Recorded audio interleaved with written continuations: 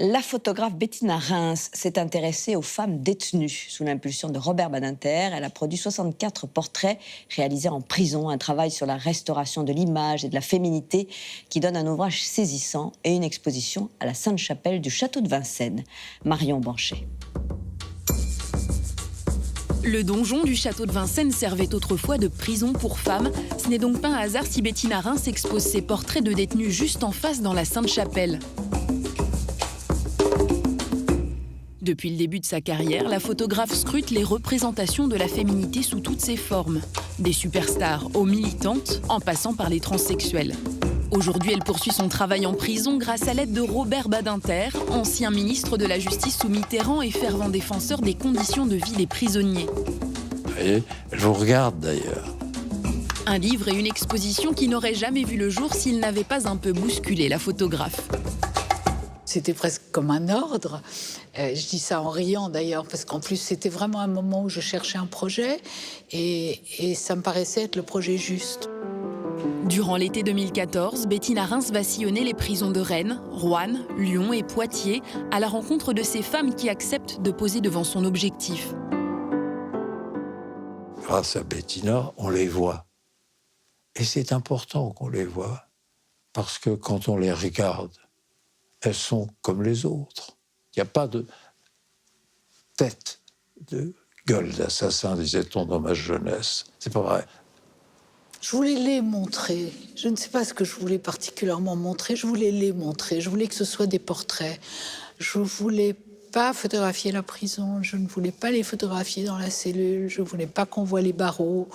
Ce fond neutre, c'est exprès. C'est pour sortir de l'anecdote. Je voulais qu'on ne voit que les femmes et qu'à travers leur regard, on puisse se dire que c'était des femmes qui souffraient. Je pensais que c'était moins dur que ça, parce qu'on a toutes vu des séries américaines qui se passent en prison, des films. Je pensais qu'il y avait des lieux de vie communs, je pensais qu'il y avait des relations entre les détenus, je pensais qu'il y avait des moments de partage. Ça n'existe pas. On est seul dans sa cellule, on y prend ses repas, on y dort, on s'y lave. Et s'il n'y a pas trop de problèmes, s'il pleut pas, on les sort 1 heure par jour dans une petite cour. C'est la solitude absolue, c'est la misère absolue. C'est honteux. Les femmes ne représentent que 3% de la population carcérale française. Loin de la surpopulation des quartiers d'hommes, elles sont généralement seules dans leurs cellules. Ces femmes n'avaient jamais été photographiées. Ces femmes, au fond, on a le sentiment que ces femmes, personne ne s'était jamais occupé d'elles.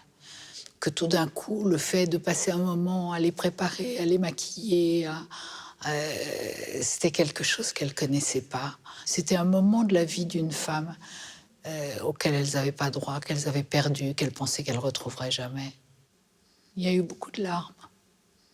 Chacune se voit restituer ce qui est important, son individualité. Elle existe à la faveur de la photo comme être humain. Et ça, à mes yeux, c'est essentiel. Aucun crime, aucune peine ne sont évoqués dans l'exposition. L'administration pénitentiaire l'interdit. Seules quelques bribes de témoignages livrés lors des séances de photos sont relatées de manière anonyme. Ce n'est pas une exposition de l'on sort joyeux. C'est la vérité humaine. Et elle est souvent difficile à regarder. Je voudrais que les gens se rendent compte qu'elles ne méritent pas qu'on les juge. Elles sont déjà jugées. Elles purgent leur peine. Leur vie si dure est une sorte de double peine. Je voudrais juste qu'on pense qu'elles ont peut-être besoin, quand elles sortiront, qu'on leur tende la main, que quelqu'un leur donne un boulot, qu'elles aient droit à une vie. Qu'on ne paye pas toute sa vie pour quelque chose qu'on a fait. Certaines m'ont dit qu'elles la mettraient sur des sites de rencontres parce qu'elles allaient sortir et qu'elles voulaient trouver un fiancé. Je trouvais que c'était une jolie réponse.